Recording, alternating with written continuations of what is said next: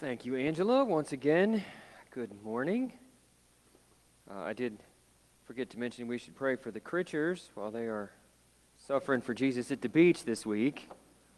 They're traveling today to get to the beach, so may they be salty.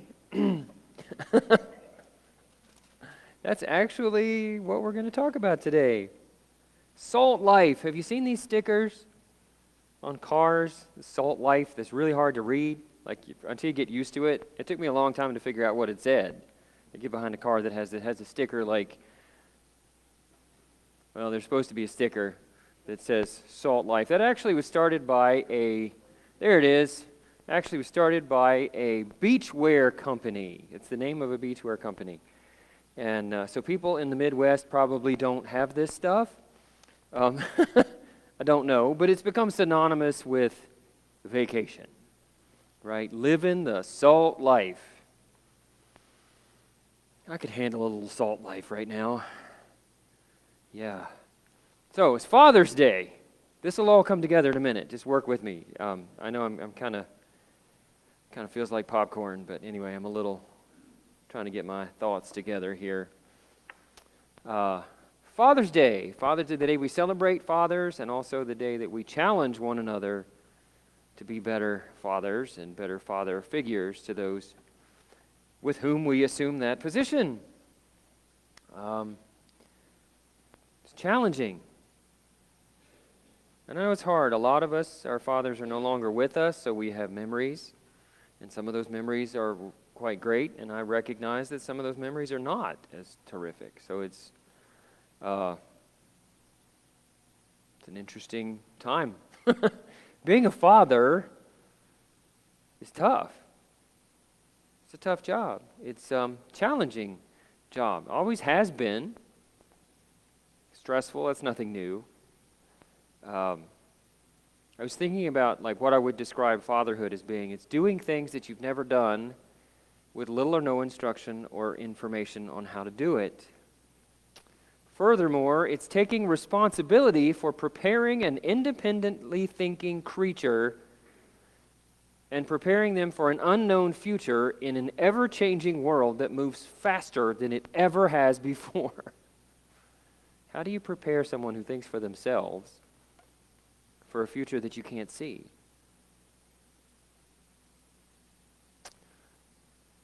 Most of what we saw our fathers doing when we were young is what we saw our fathers tackle, what we saw our fathers deal with is not much like what we deal with today, because culture is ever changing. Things are always moving. There's new things coming at us all the time. Most fathers I know need a vacation.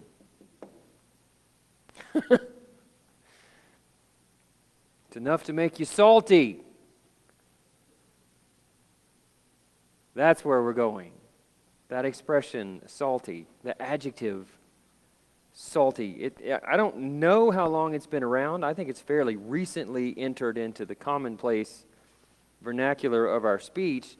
According to the Urban Dictionary, the term, when you use it as an adjective to describe someone, the term originated from the United States Navy. And it was used to describe a distinguished, or I'm sorry, not distinguished, it might have been distinguished, but it was a disgruntled sailor who the romanticized idea of ship life is gone. They're over it, and instead has been replaced with saltiness.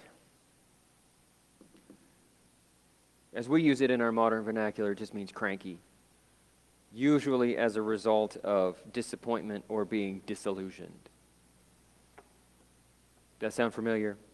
When you talk about somebody being salty, normally it's because they're upset about, it's not that they're just cranky in general, there's a reason for it. They're salty about something.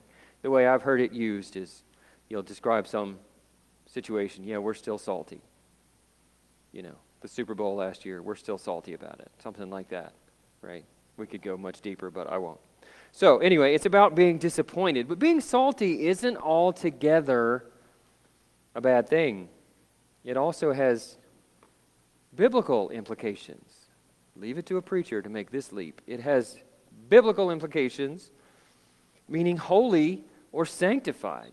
Someone who is salty, which seems a little out of place. But interestingly enough, if you look at those two uses that seem to be directly opposed from one another, actually they're related in a way that I think is kind of unique. Matthew 5:13, Jesus told the crowd, "You are the salt of the earth." To us, that's weird. And Jesus makes this statement in the middle of the Sermon on the Mount. Specifically, he begins it right after he has finished the Beatitudes, the blessed are the section. He ends that, and then he starts with, "You are the salt of the earth." So it's a transitional phrase. It's a phrase he's using to start a new idea. He's finished one thought, now he's moving on to the next thought. You are the salt of the earth. So if you look at it in context, it reads like this. Verses 13 through 16, "You are the salt of the earth. But if salt loses its saltiness, how can it be made salty again? It is no longer good for anything except to be thrown out and trampled underfoot. You are the light of the world. A town built on a hill cannot be hidden. Neither do people light a lamp and put it under a bowl. Instead, they put it on a stand, and it gives light to everyone in the house. In the same way, let your light shine before others, that they may see your good deeds and glorify your Father in heaven." So when you look at it in context, it doesn't make a whole lot more sense to us. If you look at it culturally, though, let me unpack some things that might help. What's the point of Jesus saying, "You are the salt of the earth"? Salt is used as an example in the Bible more than 30 times. Old and New Testament.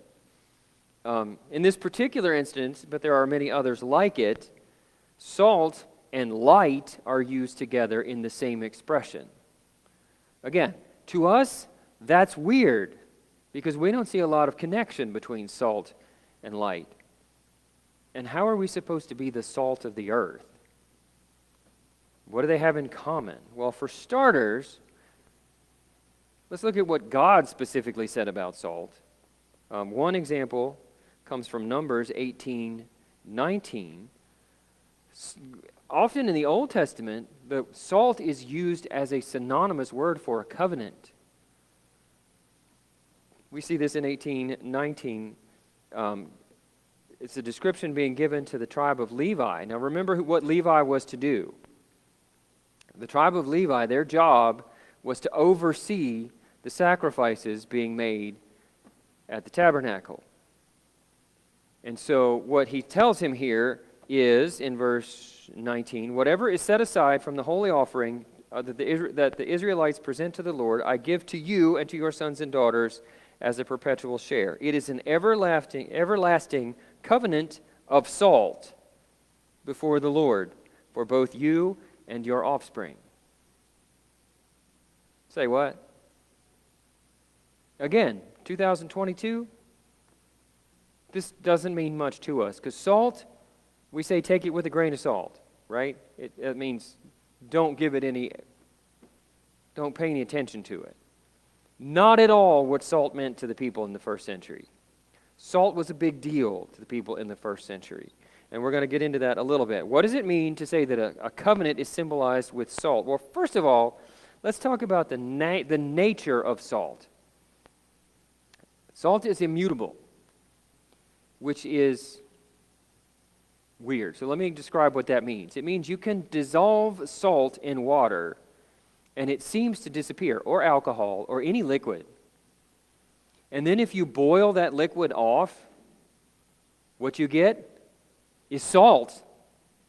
The salt comes back as salt, right? Same thing with alcohol. If the alcohol evaporates away, what you have left is salt. So you can make it look different. You can make it change its state, but ultimately it's the same. It doesn't go away. Which is interesting because Jesus says if salt loses its saltiness, what good is it? But salt cannot lose its saltiness. Salt is salt. which is why it makes an excellent reference point for a covenant. Meaning, no matter what happens, no matter what changes, no matter what your circumstances are, the covenant stays.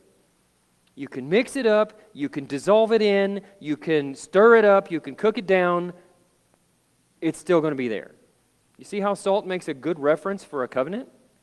It'll always be the same, no matter what things look like. It is unchanged. So that's one. Another image that makes salt powerful as an image in the Bible is that it's a flavor-enhancing agent. Lots of people think that salt adds flavor to food, but I know some of you cook, so you probably know this already. I know my way around the kitchen. I can go around the dining room, get around the kitchen. I can go around the laundry room, get around the kitchen. I can go through the living room, get around the kitchen. I can completely stay out the kitchen, and all of you want that. Okay, but salt does not add flavor to food unless you use too much of it, and then you just taste the salt. But that's not what salt is supposed to do.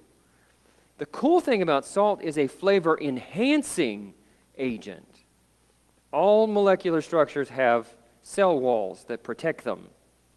I don't want to go too, super scientific with you, but anyway, and I don't want to bore myself. So anyway, all food has these cell walls that protect this stuff, and salt breaks those down. So what the salt is actually doing, it allows us to taste the food the way it really is. It pulls out the flavor in food that's actually locked inside of it. Can you see how this would be useful as a biblical illustration? It actually draws out the wonder that the creation is. It doesn't change it. It just makes it so that you can actually experience it the way in its fullness, in its entirety. And salt is like the key that unlocks the door. Jesus said, "You are the salt of the earth." What he was telling them and what he's telling us is that our job is to enhance the beauty in the world around us that it already has. Okay? To be salt and to light, your presence is designed to uplift and enhance and bring the glory of God, not to destroy or harm others, but rather shine the light on them. We can't make people be good. All right? So if you're thinking that, good luck with that, but no, we cannot make people better, but by God's grace, we can unlock the beautiful creation that they are. And the world that we live in, the circumstances, the times that we live in, tends to close people off. And what we can do is unlock that and open that up so the world can experience people in the fullness that God has put within them. That's what our job is.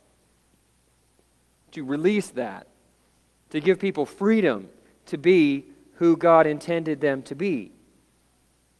That's a big chunk of what fathers are supposed to do. That's part of the calling of being a father, is to unlock or maybe bring out or call up the very best that a child has within them. To shape them, to break down the barriers that exist, so that barriers that are both inside and outside of a person's life, so that the world can see who that person, that child, was actually meant to be by God. And by the way, you don't have to be biologically connected to do this. Like, you can be a father figure to somebody without being directly related to them. The hard thing about that, by the way, back up, about one of the difficulties, I guess, of being a father, our job, I just said, is to bring out the best that is in them. I'm just going to take a second to give this little tripping hazard we need to watch out for.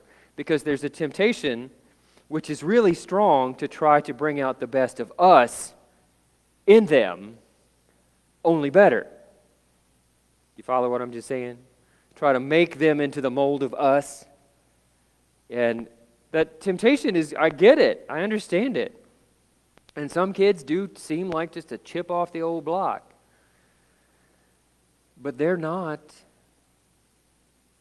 every person, I'm just a reminder, every person is fearfully and wonderfully made and original. They might look like us, they might think like us to a degree, they might like some of the same things that we like, but they were created to be who they are. Right? They are originals, and we have to let them be them. And our task is to call up the very best of what God has put in them.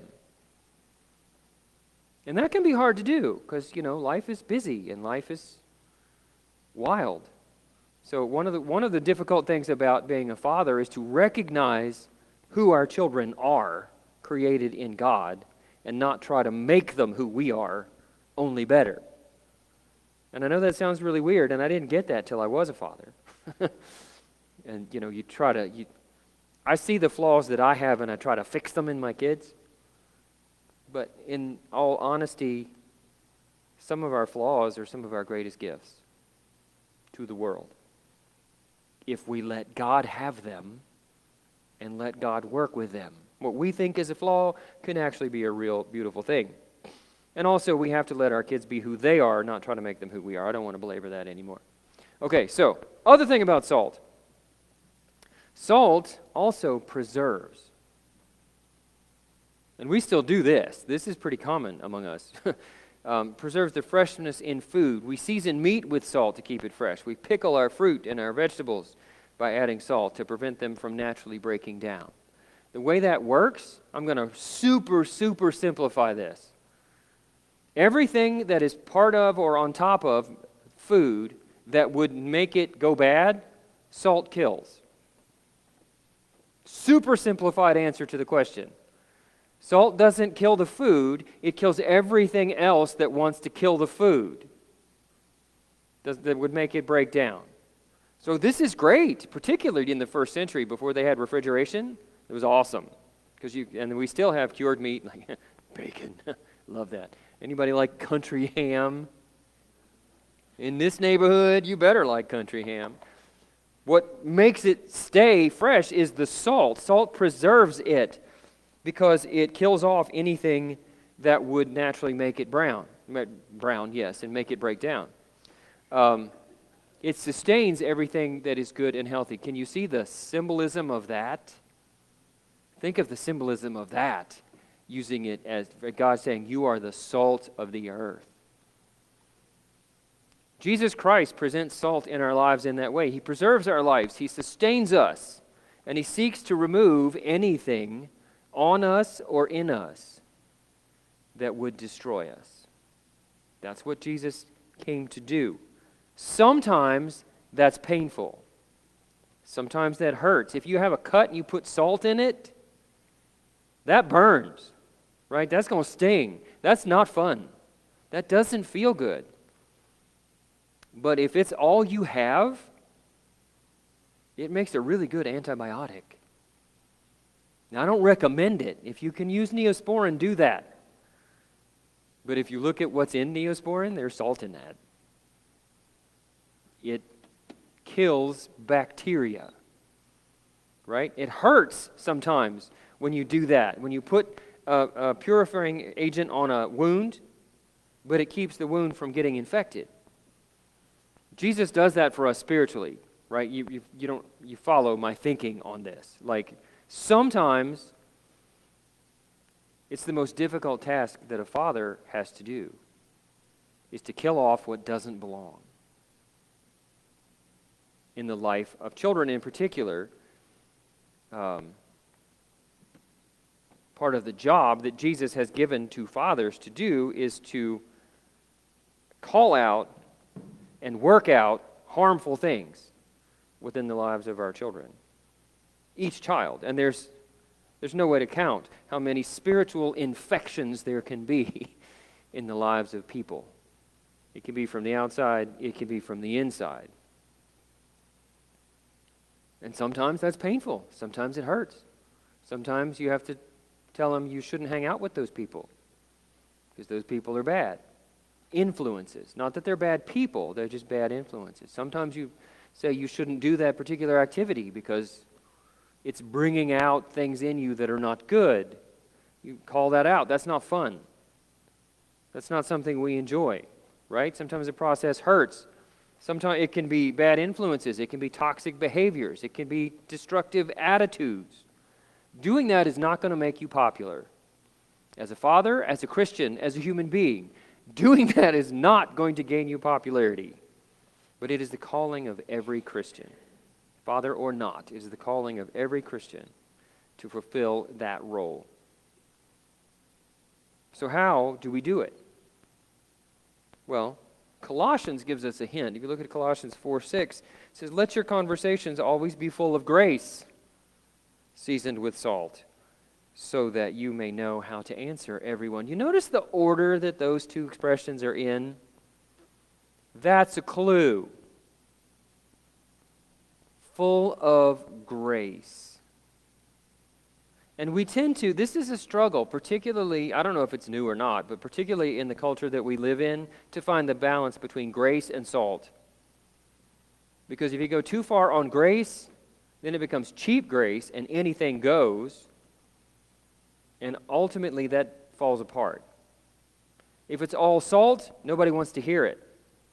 Nobody will take it because it's all sting. It's all the hurt. We've got to find the happy place in there where we are truth in love. And that's hard. That's really almost, I was going to say day by day, but it's actually a moment by moment walk of decisions that we make. How are you going to deal with this situation? How are you going to deal with that situation? That's tough when you've got to make all the other decisions you have to make in life. To remember to always have our conversations filled with grace. Basically, the simplest way to answer that is to assume the best and prepare for the worst. So when we confront, and this is not just for fathers, this is for everybody. If you are confronting a spiritual infection, start by assuming the best, but be ready to deal with the worst. That's the way I read Colossians 4, verse 6.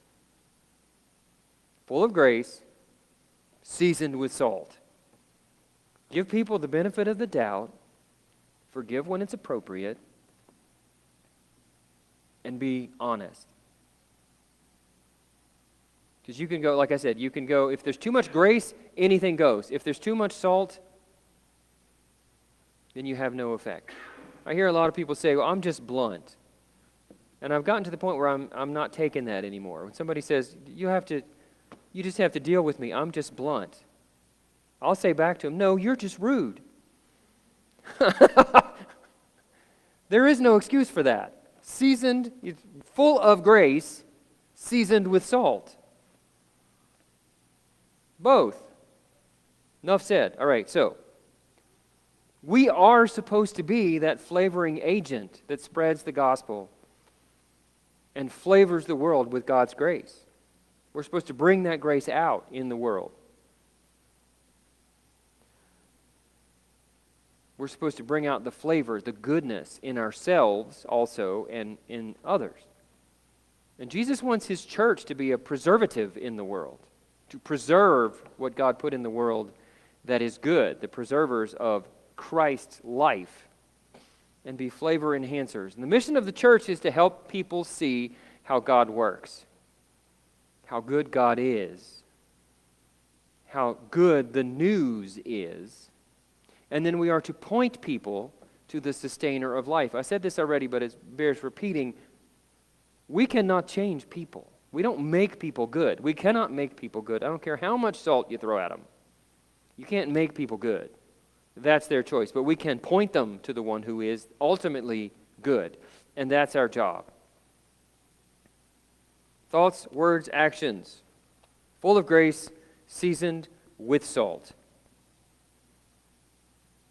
So I have a question for you. If the church is truly being faithful as in our role of being salt and light as Jesus commanded us, then why is the world such a mess?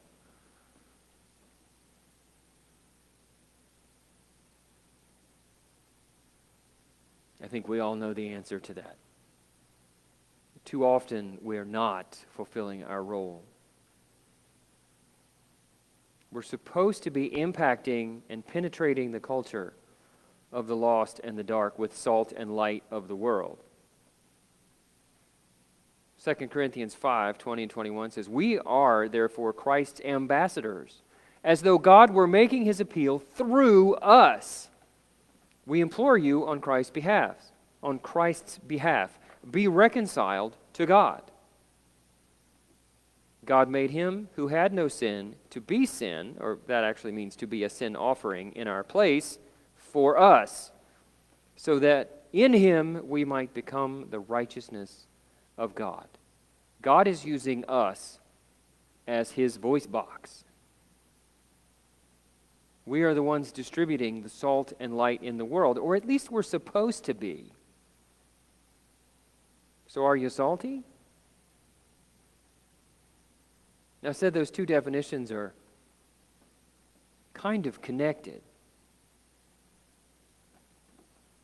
They're not really that far apart. As we look at the world around us, particularly through the lens of shaping a generation that is coming up after us, it would be natural for us to be disillusioned, wouldn't it? Look at the world that we see, the world that we're handing off to the next generation, at least from my view, is far less than many of us has hoped it would be.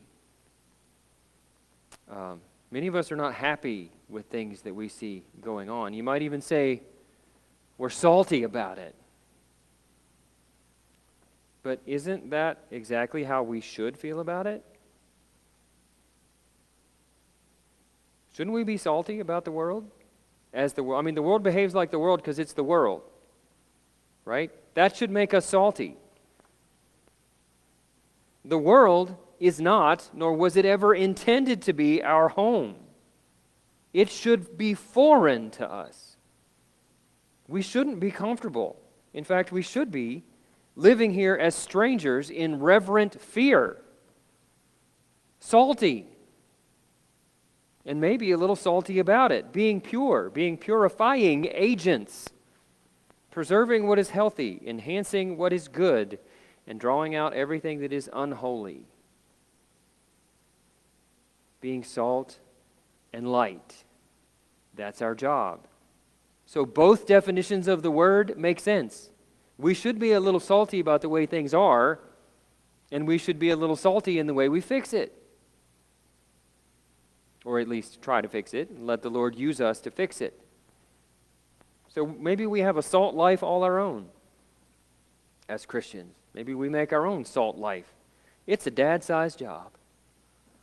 Actually, it's a huge job. Only God can do it. But the Lord is looking for a few. The fields are ripe, but the workers are few. Too many dads have given up, checked out. There's frankly not enough dads to go around. It's all hands on deck for this job. You don't have to be a dad. You don't have to be a guy. It's the job of every single Christian. Be salt and light in the world. The world needs more salt, and we need to be salty about it. We need to be on this. We need to have our A game on this. And I say this almost every week. If it was up to me, I would just hang out with you guys all the time. You're my favorites. And all the church people, we would just build a little compound, and all of us would just sequester ourselves off away from the rest of the world. Wouldn't that be fun? That'd be great. Except for one thing. It's totally ignoring the one job that we've been given. We can't do that. We can't lay down. That's how the world has gotten to be the way it is. And that's not new. That's the way it's always been. Our job waits for us. The world needs more salt. We need to be at our saltiest. I'm not sure that's even a word, but I just made it up. We need to be at our most salty about the way things are and about what we're going to do about it. You are the salt of the earth. Don't miss this opportunity. It's a good one. It's one job. And we really should be pretty honored to be given that one job. So let's not lay down on the job. Amen? Let's pray. Lord, I thank you.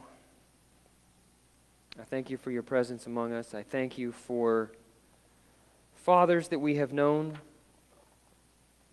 and fathers that we know.